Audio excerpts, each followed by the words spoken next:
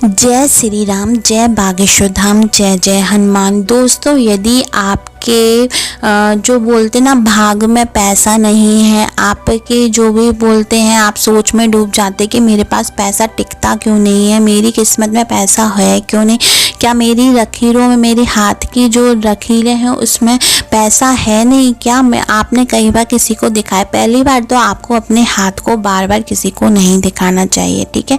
आप ऐसे पंडित का, ऐसे इंसान का चुनाव करें जो आपकी कुंडली को सिर्फ अच्छे से देखने के साथ साथ ना आपके पूरी चीज़ों को भी बता सके। तो इसलिए हर किसी को आप नहीं बताएं, क्योंकि कुंडली को, अपने जो किस्मत को बार बार हर किसी के सामने पेश नहीं करना चाहिए, हर किसी को बताना नहीं चाहिए।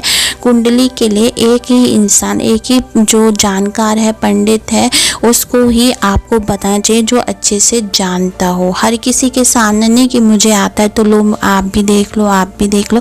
जो आपका भविष्य है, आपकी किस्मत है, हर किसी के सामने ऐसे खोली नहीं जाती, हर किसी को पढ़ने की अनुमति नहीं होती है, ठीक है। इस बात का आप विशेष ध्यान रखें कि हर किसी के सामने अपना हाथ नहीं देने। ऐसा करने से आपका जो सौभाग्य होता है उसके पास चला जाता है, उसका दुर्भाग्य आपके पास आ जाता है। तो इस बात का तो आप विशेष रूप से ध्यान रखें।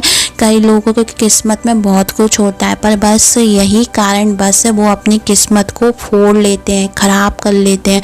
बार बार अपने हाथ को दिखाना, अपने बारे में बताना कि आगे फ्यूचर में आप आगे भविष्य में क्या करने वाले हैं, क्या नहीं करने वाले, इस वजह से भी आपकी किस्मत बहुत ज़्यादा ख़राब हो जाती है। और बाद में आप कहते हैं कि मेरी किस्मत बहुत ख़राब है, मेरी किस्मत साथ नहीं देती, मेरे काम तो होते ही नहीं है। जैसे ही मैं किसी को बता देता हूँ, मेरे काम वहीं के वहीं रुक जाते हैं। तो इसका कारण भी यही होता है कि आप अपनी किस्मत तो खुद ख़राब कर रहे हैं बार बार किसी को बता के।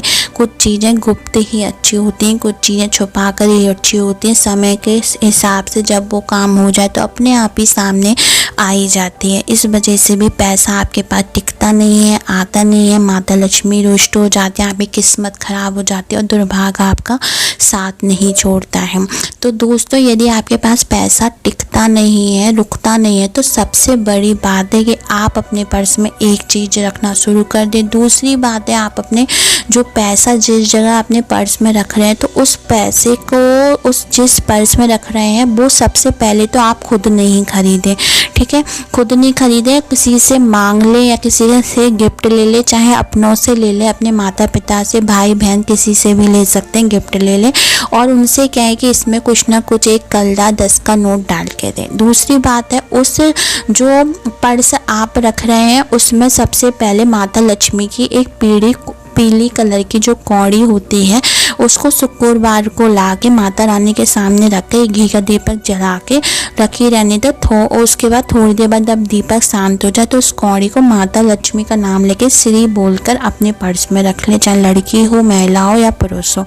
उसके बाद जो आप पर्स यूज कर रहे हैं, चाहे लड़का हो या लड़की हो, आप उस बात का ध्यान रखें कि वो कभी भी काले और नीले रंग का, ब्लू रंग का नहीं होना चाहिए। काले और नीले रंग का नहीं होना चाहिए। हमेशा पर्स का चुनाव आप पीले रंग का, लाल रंग का, हरे रंग का और या फिर सफ़ेद रंग के करें। उसके बाद थोड़ा सा भी पर्स यदि फटा वटा हो, क्रैक वगैरह आ रहा हो, तो आप तुरंत के तुरंत उसको बदल दें। कभी भी फटे हुए पर्स में, थोड़ा बहुत भी ख़राब पर्स में कभी भी आपको पैसे नहीं रखने चाहिए। उस पर्स में कभी भी माता लक्ष्मी का वास नहीं हो सकता है।